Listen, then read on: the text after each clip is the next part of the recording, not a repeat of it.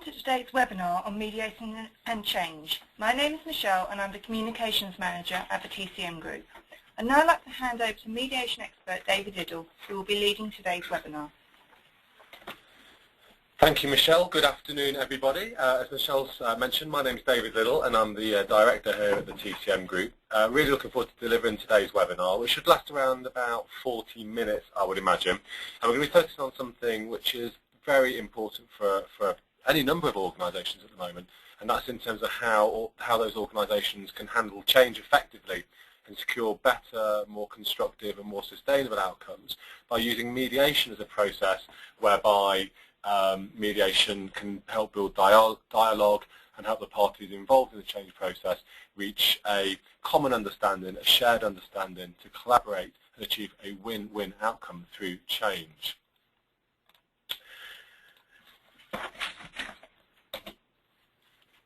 Just it's showing here that my screen isn't showing, but hopefully that's a small IT hiccup.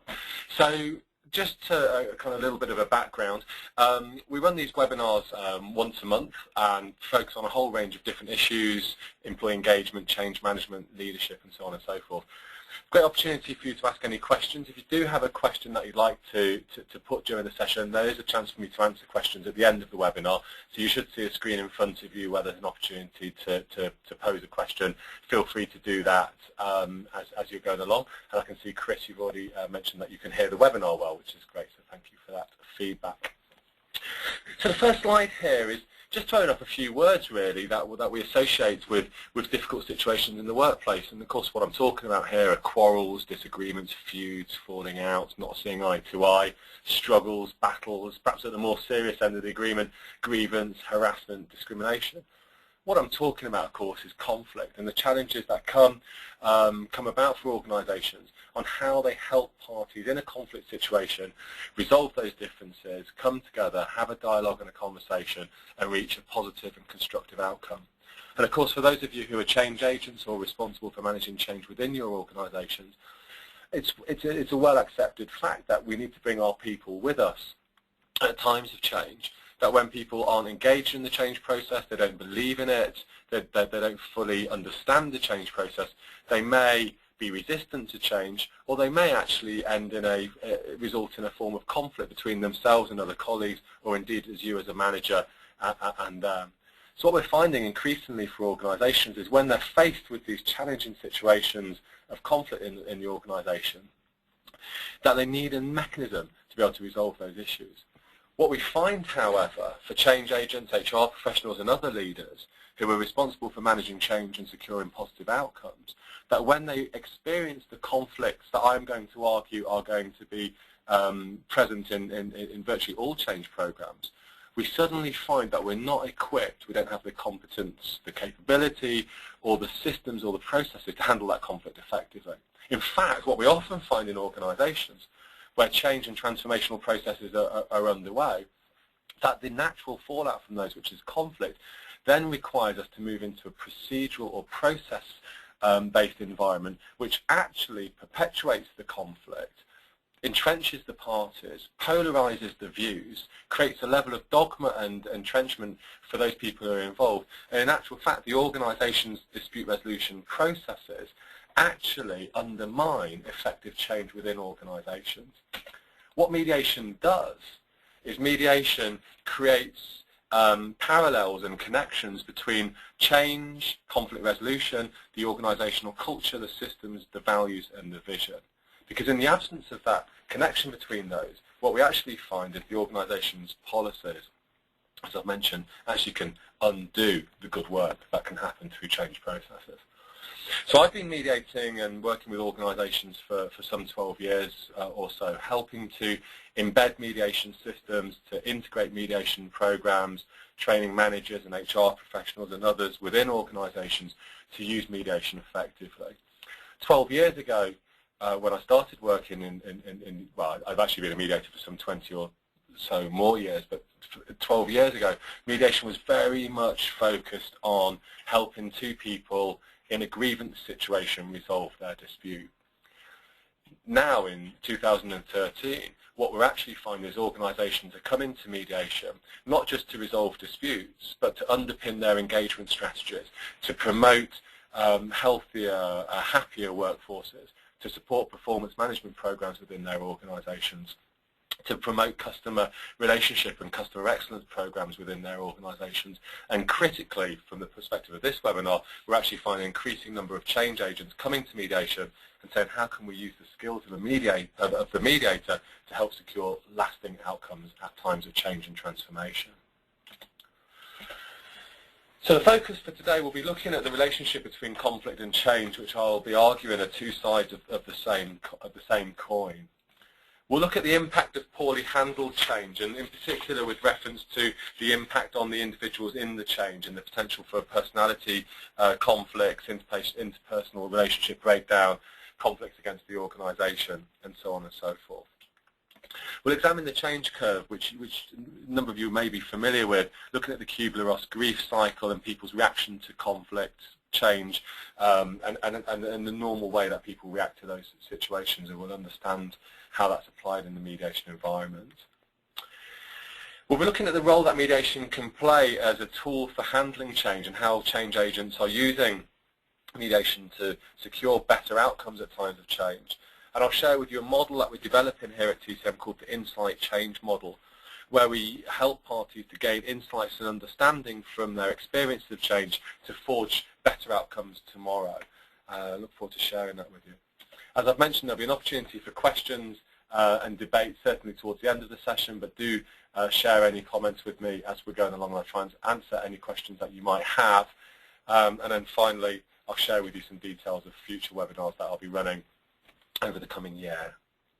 So hopefully that's in line with what you were wanting to achieve. And for those of you who do webinars, you'll know it's always slightly weird when you're setting these up. Normally in a training room, you look around and everyone's nodding, hopefully frantically saying, this is exactly what I was looking for. So I hope that there's some virtual nodding being done out there. So thank you very much. So before we start talking about mediation and change, let's begin by having a conversation about conflict. And of course, I've got a photo of two kids in a playground here, because often when people pick up the phone and say, David, I'm having real difficulty embedding this change or handling this situation, they're acting like kids.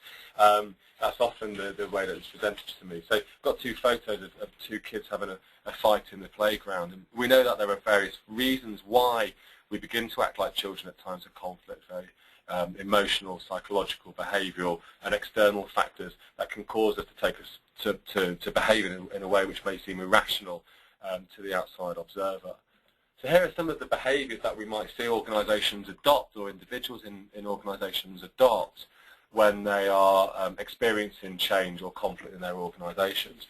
And when we're training mediators or running courses for leaders and managers, we often start with an exploration of our own experience of conflict and how we react and how we respond to those.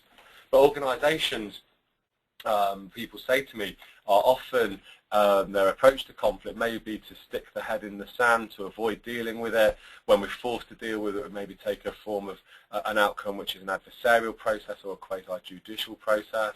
There's a chap in the left-hand corner looking angry, teeth bared. We can see high levels of anger, frustration creeping through in the organisation, which manifests as potential for violence. Not necessarily comes through as violence, but we see an increased frustration and concerns being had in team meetings, email exchanges become increasingly hostile, people withdraw. It can create a real gap and a division within teams. Often sitting in the corner of the organisation is a resolution process. There's our resolve. It's often brought out to cure the hangover after the event. And for many organisations, the hangover cure is a grievance process or a disciplinary process, which, as I've already mentioned, in many cases fails to address the root cause of the conflict, and actually the mechanism that's in place to resolve it actually can make matters worse. The question for yourselves is, what kind of organisation are you? What's your culture? How do you currently respond to conflicts when they occur in your organisation? And what kind of organisation would you like to be? How would you like to resolve disputes? I was talking to a university this morning who've just developed a grievance resolution process within their organisation, and they've put mediation in as the first part of their grievance resolution mechanism, and they're slowly moving away from the language of grievance and slowly incorporating the language of resolution. A very significant step for that organisation, changing the culture and the mindset for the organisation on how people can react at times of change and how they can resolve their differences.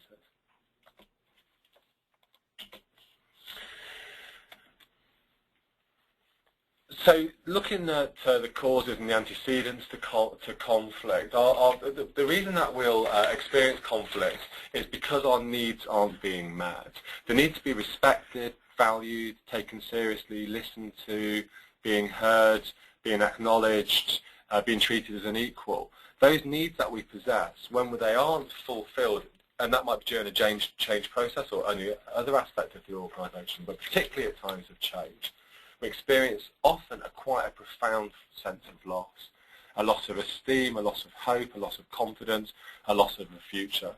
And we know psychologist Martin Seligman, obviously one of the founders of the School of Positive Psychology, expresses that a loss of control that we can experience at times of change and conflict can be a significant driver of stress and trauma for those individuals involved in that change process. So at that time where our needs aren't being met and we're experiencing that form of loss, we have a series of psychological and physiological reactions to that stimulus. We know the fight or flight response, the release of the stressor hormones, adrenaline, cortisone, which becomes cortisol, which are released at times of stress and anxiety where we anticipate a threat of danger or harm. They're released and they flood into our system. Now, at times of change, unless you can go up and there's a form of a fight, or I can run away from the process, that can then drive some very interesting changes in my emotional and psychological responses to the change. So we may see parties become a bit more withdrawn. Formerly, people who are quite vocal and supportive become less vocal, less supportive. We see increases of absence and absenteeism within the organisation, a rise in presenteeism. We see people's performance and productivity begin to fall. And there are a number of factors that we begin to see within the organisation relating to individual health, well-being, organisational performance and productivity start to drop. And this is where managers and leaders can often see that a conflict is beginning to occur in the organisation, but unless those managers and leaders and change agents are equipped and able to go and have difficult conversations with those personnel and employees about what the problem is and how people are feeling, we start to see those responses impact on the relationship and the interactions between parties. And I train managers, I train thousands of managers each year in how to handle difficult conversations. And it's always stuck with me once when I was training managers on how to deal with these issues when we're seeing these emotional and psychological responses to the stimulus of loss and unmet needs. And I said to a group, well, why don't you go and ask your staff how they feel? Go and listen to them and ask them. And one manager's hand shot up and said, but David, are you allowed to ask your staff how they feel? And that stuck with me as a very profound statement of where I think many of our managers and leaders are, that they don't even know necessarily whether or not they're allowed to have these kind of conversations. And when we say, of course you can have these conversations, they're absolutely critical to the development of the psychological contract, handling disputes and conflict, building strong relationships. The managers then turn and say, well, no one's trained me on how to do this, so I don't feel comfortable working with people who are exhibiting strong emotions. So for organisations, there's a real challenge there. How are we equipping our change agents and our managers to have difficult conversations at the point of conflict when needs aren't met? And of course, if those conversations don't happen, our actions, our interactions, and our reactions become increasingly hostile and volatile, negative, destructive. We start to see teams being torn in two, cliques and groups being formed, the dialogue breaks down and almost becomes a spiral of conflict or a vortex. It sucks energy and goodwill. It's going to undermine a change or transformational process, even where that change or transformational process is strong and driven by strong intentions. The actions of those involved, consciously or unconsciously, can undermine those efforts to secure lasting change as a result of your approach. So the mediator's role, or the skills that we use in mediation to support change processes, is to give people an opportunity to explore and understand their reactions to conflict, what it is that they've lost and what they need to be able to gain, and critically, what do they need to be able to move forward. So mediation creates an environment where parties can talk about their interests, their needs, their feelings, their hopes, their aspirations, their goals, their fears, in a safe and constructive way. And where the change agent creates the conditions for those conversations to happen, then we start to see a level of engagement and buying and productivity increasing through that change process as a direct result of dialogue building and building collaboration.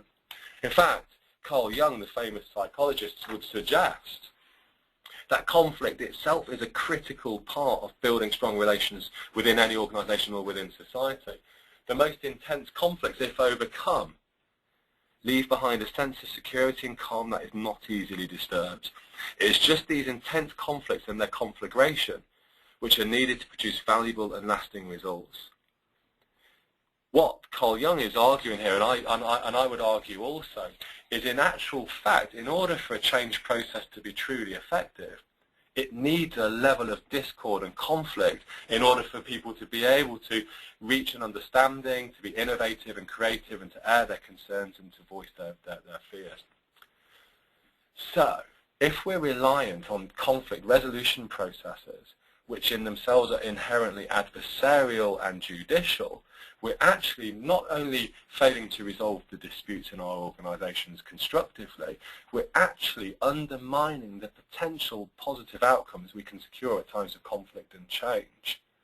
So the mediator's role, or the mediation skills that we can apply during the change process, give the parties in the conflict an opportunity to explore their needs, their goals, their experiences, and reach outcomes which are mutually acceptable, which are innovative and creative, and will drive the organisation forward to become economically sound, to gain competitive advantage.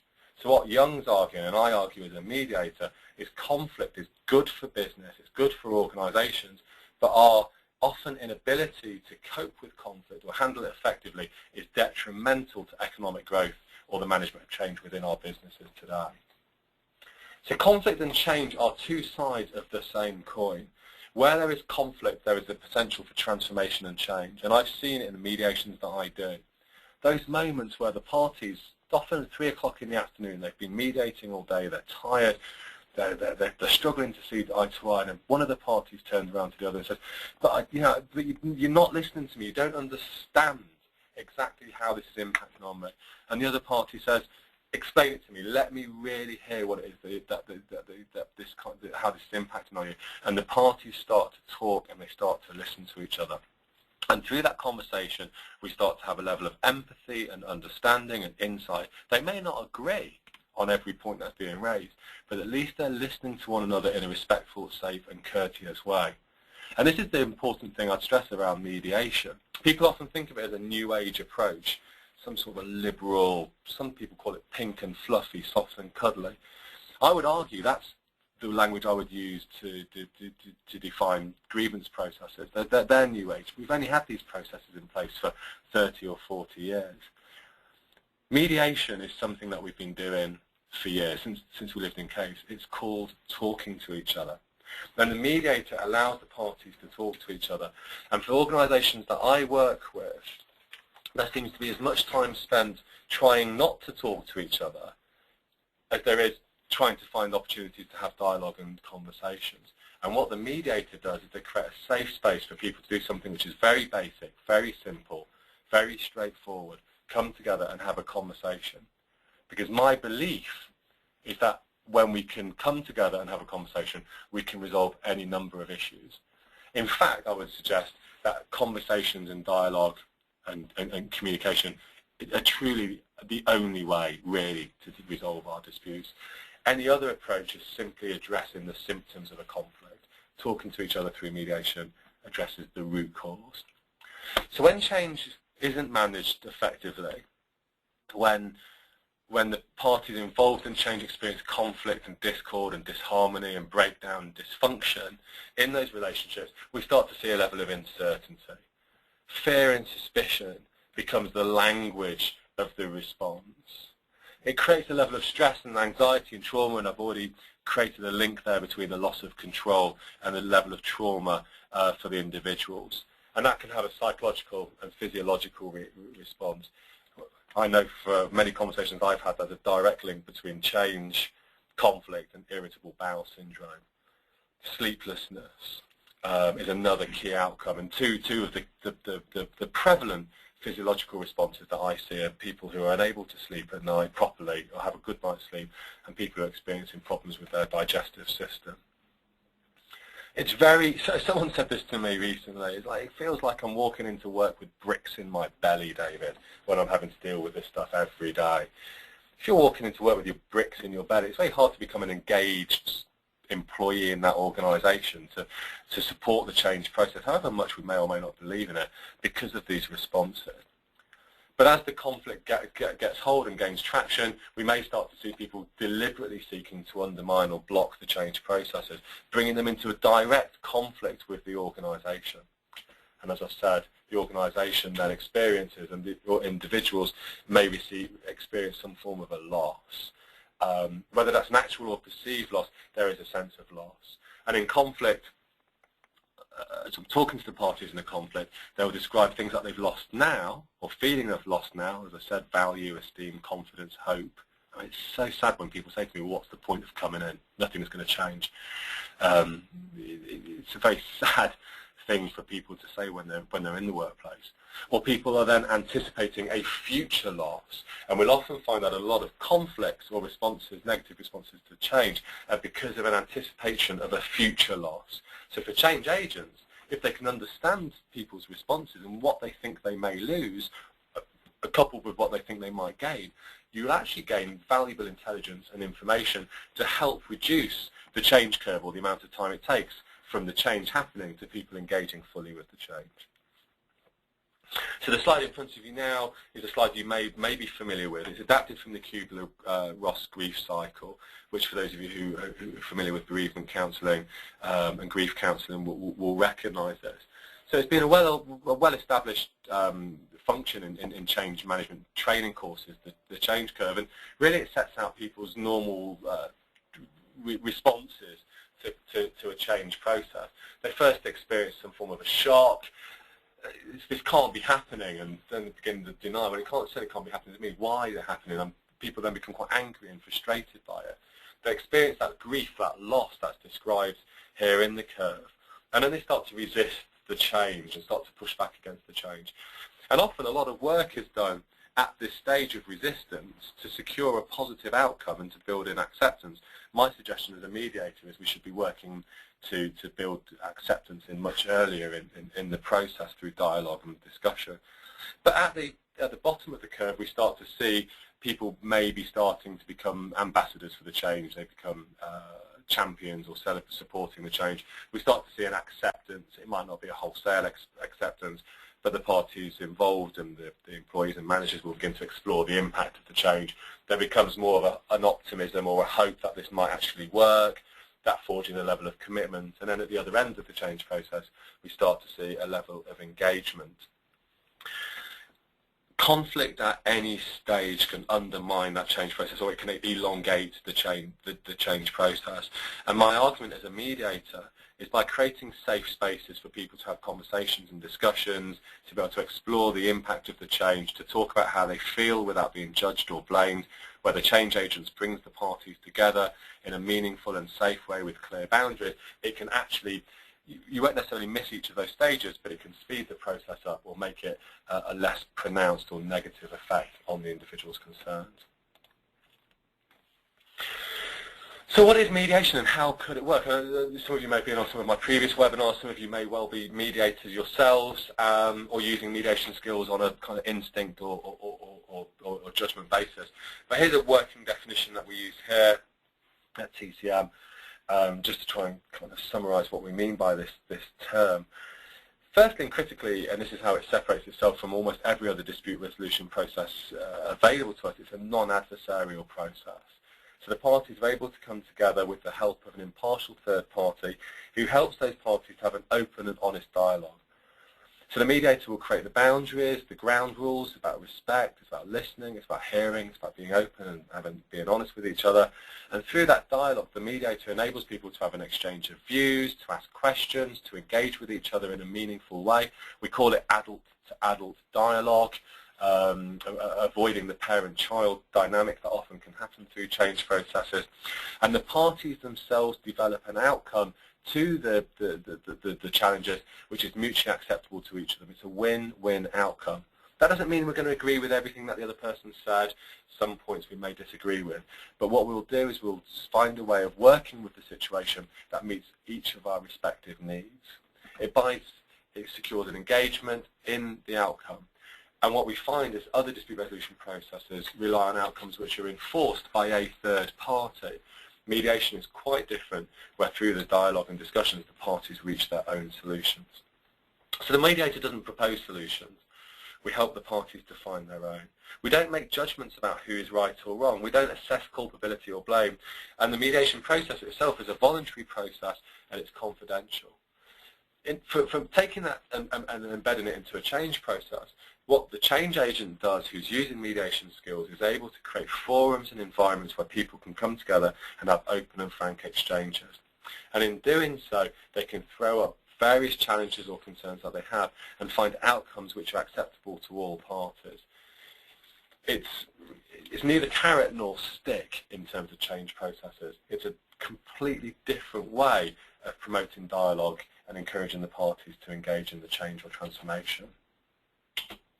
So mediation can be a very significant driver for change, but also at times of change can be a major facilitator or enabler of that change process. And I've intimated some of these elements already. So the mediator creates boundaries. But one of the most significant factors that people don't engage in change, I've already mentioned, is a sense of loss, either current, anticipated, actual, or perceived. And that sense of loss can cause the party to feel unsafe. So if I say something, I put my head above the parapet, something I might not be agreed with, there's a whole range of different reasons why people feel unsafe. And when I talk to people in organisations about their experiences of change, people often use words like fearful, anxious, not safe. The mediator role, or the change agent's role using mediation skills, is to establish boundaries, to forge this, to make the psychological contract from implicit to explicit. And we're talking here about language which is about being respectful to each other, not interrupting one another, listening actively and engaging with each other, being open and honest with each other in our interactions. We seek a buy-in from all parties into those boundaries, and in doing so, we create a safe space.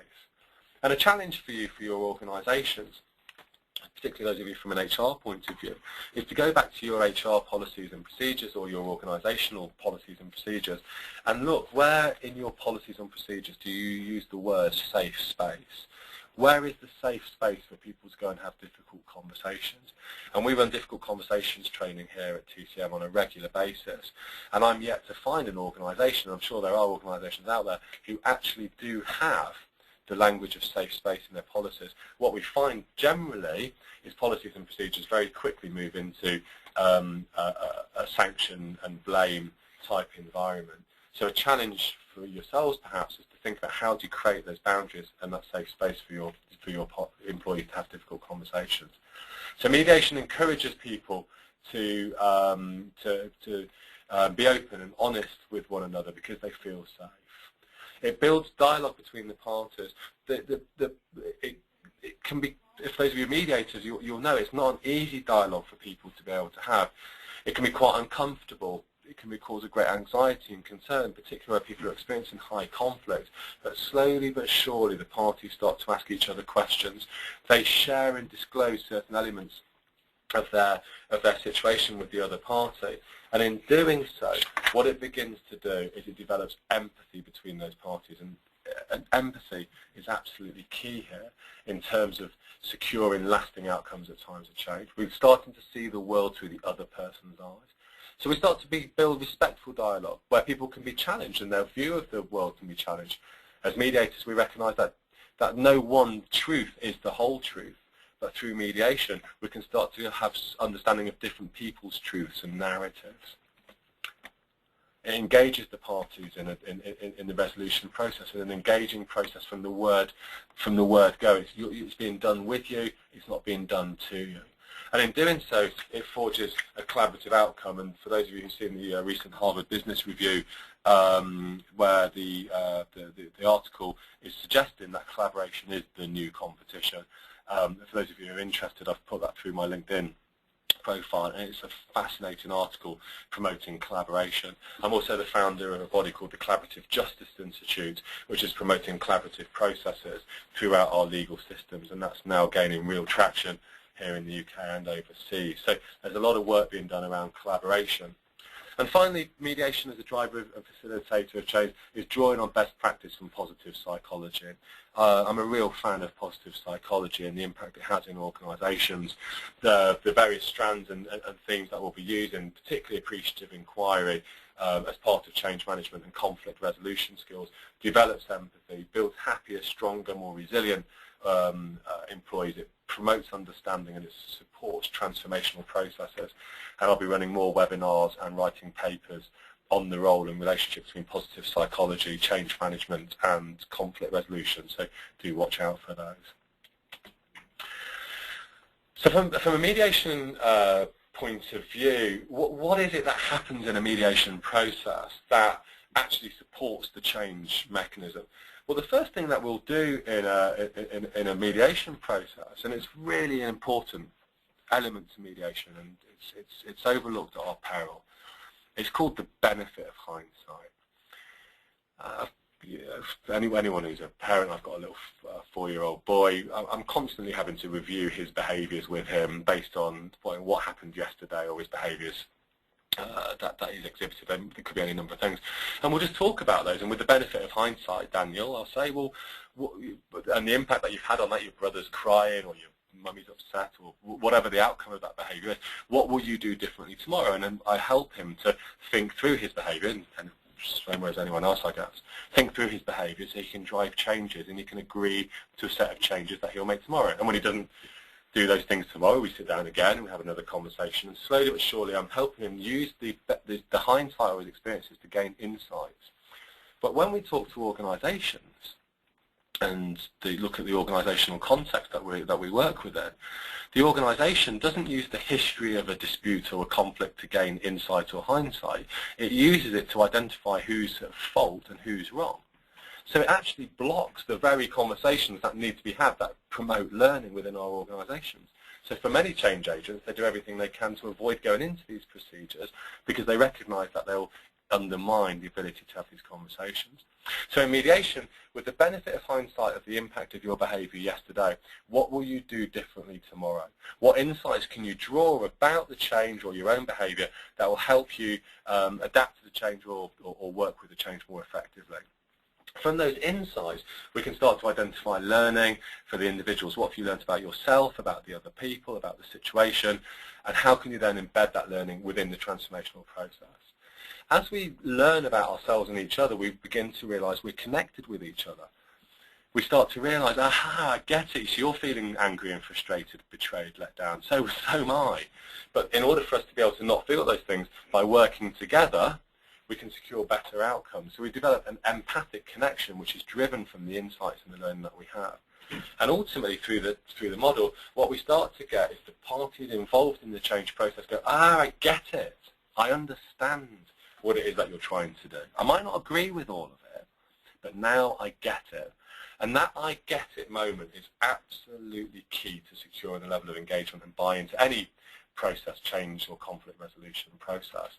Because once I get what you're trying to do, I can either work with you or not work with you. I can make some intelligent, rational, coherent decisions about my level of engagement, and then I can support the change. And the cycle continues where the change then can be used to draw insight and learning.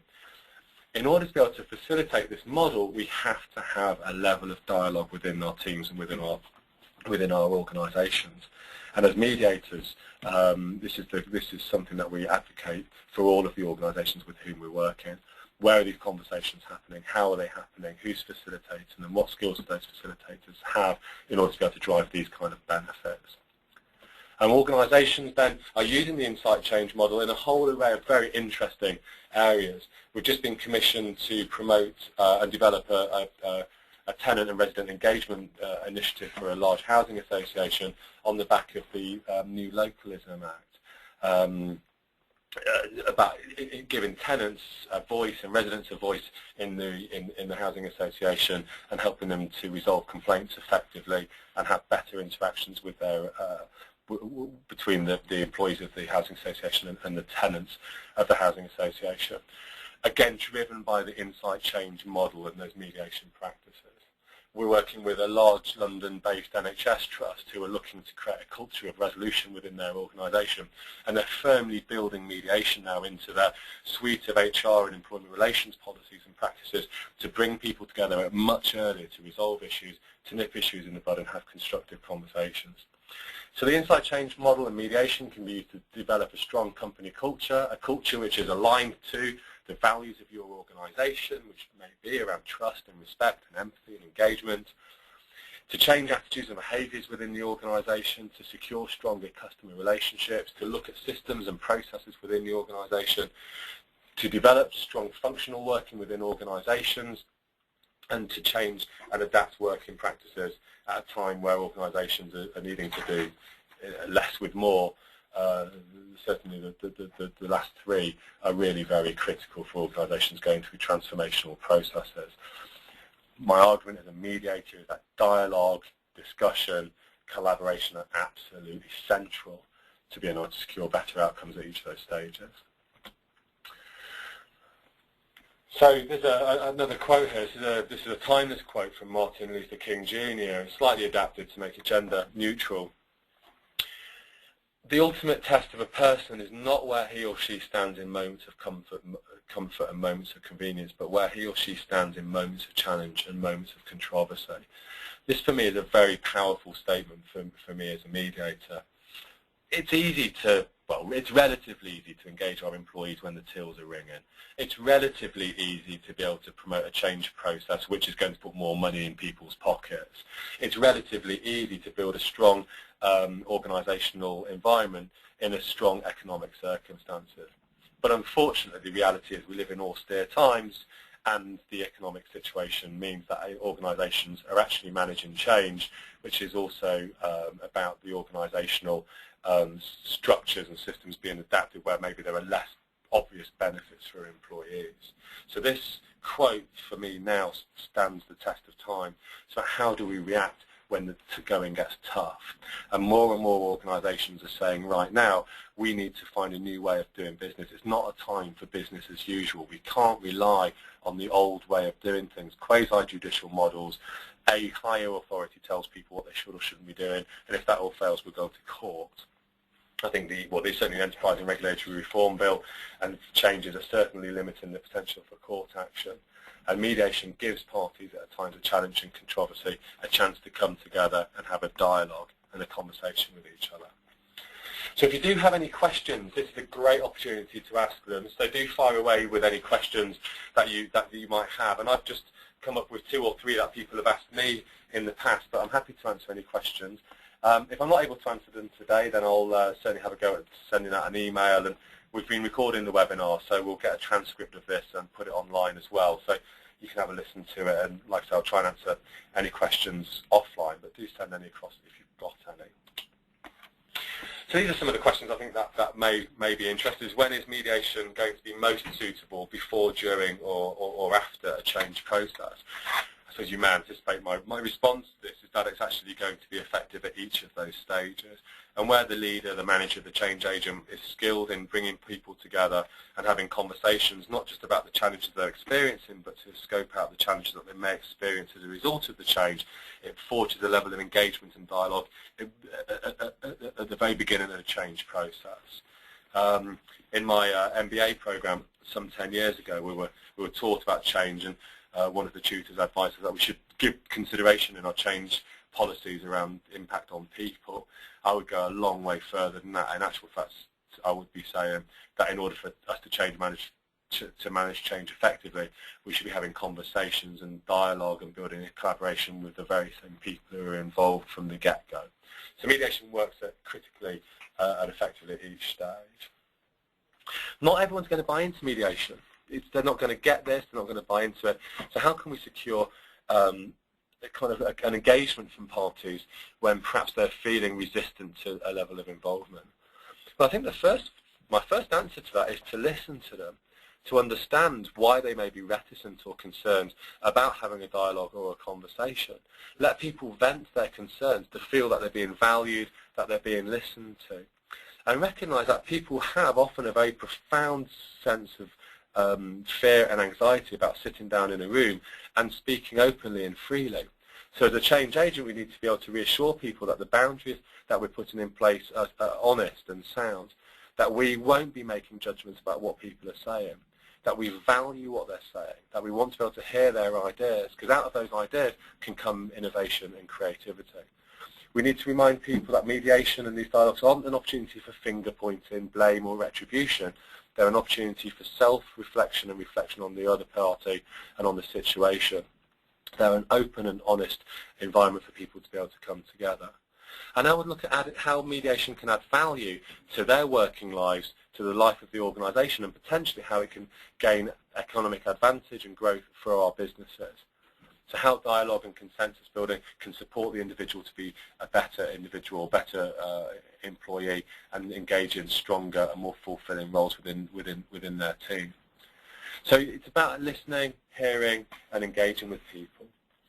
And I would argue that mediation skills are absolutely critical for the modern leader and the modern manager in any organisation. Most management, most change is delegated to down the line to supervisors and managers. I don't know obviously what it's like in your organisations, but for a number of organisations that I work with, those managers and leaders are woefully ill-equipped to manage often very complex change processes. Managers may be recruited as a result of their core competence in whatever the trade is or their activity, but the measurement of emotional intelligence or positive psychology as a core competence for the modern manager isn't in place. Management and leadership training budgets have been frozen or cut back, so many managers are managing difficult and complex dynamics between employees and are not given the skills or the capability to be able to do that. It doesn't take weeks and months to train a manager in how to have these kind of conversations. It can happen in the course of a day. And over the day, we can upskill managers to feel confident to bring parties together, to ask them how they're feeling, to manage strong emotions, to reframe difficult situations, to use the different tools and techniques that we use as mediators to move the parties beyond conflict and into collaboration. So those are some of the answers to the questions. So as I said, if anyone does have any questions, please do email them to me or feel free to pop them up. I can't see any that have come up just now, but like I say, you're very free to send those through to me afterwards. So we're coming through to the end. This is a quote from Apple, which I'm sure you're all familiar with as an organisation. But I really like this because this is really saying actually as an organisation we value change driven by people who, those of us who are change agents, may sometimes find hard to work with, the difficult employee. So here's to the crazy ones, the misfits, the rebels, the troublemakers, the round pegs and the square holes, the ones who see things differently. They're not fond of rules and they have no respect for the status quo. I think that's a fabulous quote to end on, because conflict, discord, disagreement are integral parts of change processes. And as I said at the very start of the webinar, organisations who don't experience that aren't gaining the real benefit that can come about when people don't see eye to eye, and when they don't see eye to eye and they're given the chance to come together to create innovative and creative solutions. So someone has asked a question. So Marion, thank you very much for your question. Oh, Marion, great to have you on the webinar. So I know Marion for many years. So Marion, you're asking how about when managers themselves are feeling anxious and unsafe? And I think that's a great question, because we know that if we're dealing with these strong emotions, as the facilitator or the enabler, it can also feel very uncomfortable. I think that's one of the reasons, if you remember the slide with the manager with their head in the sand, we can often duck these issues or avoid dealing with them. My answer, Marion, the short answer, is it can get a whole lot worse by doing nothing than it will do if we address the particular issue. And I also believe this to be true. As a manager, we may not always get it right, but if our employees at times of change or conflict can see that we're trying to have difficult conversations, it can be confusing, we build credit in the credit bank. Where I think people are, I suppose what I'm trying to say here is the biggest threat to conflict isn't the action that we perform as manager, it's the inaction. So if people see managers failing to act, failing to have difficult conversations, sticking their head in the sand, quickly people will lose confidence in that manager. We may not get it right every time. We may say the wrong thing. We may ask the wrong question. But at least by doing something and having these conversations, it sends out a message to our employees that we take them seriously, we take the issues seriously, and we want to help them to reach a resolution. It's not an easy conversation to have, and I think some training and some hints and tips can be beneficial to managers to support them. But ultimately, it's about doing something, do anything, but don't do nothing. I hope that answers your question, Marion. I say great to have you on the webinar. So obviously at TCM we provide a whole array of support for organisations and our clients. We've been around for 12 years. In terms of the change area, we work specifically around handling conflict, change and crisis within organisations. So we can help you review your change management processes. We can support managers and supervisors and other professionals secure the skills and competencies they need to handle change effectively. We run managing change courses. We also provide mediation services at times of change and conflict, so providing external third-party mediators to work with 2 or more individuals in a situation. And we also have a conflict coaching service, so where mediation isn't applicable or appropriate, we can also coach managers or change agents on a one-to-one basis to work through some of the challenges and help them to secure lasting outcomes. Conflict coaching is probably one of our most popular services at the moment, given some of the changes that organisations are going through. So there's our telephone number. If you've got any questions, then please do give us a ring, email me. Michelle Gregory, who you heard earlier, her email address is there also. So I think mediation has to declare an interest. I think it's the most effective way of resolving these issues and securing a lasting buy-in to change. There are always going to be a range of options, particularly in terms of delivering change management, whether it's training managers, leaders, supervisors, HR professionals, or even internal mediators within organisations. But developing a holistic and strategic approach to mediation can work, and we help organisations to do that. So it delivers real benefits to organisations, real human benefits and financial benefits.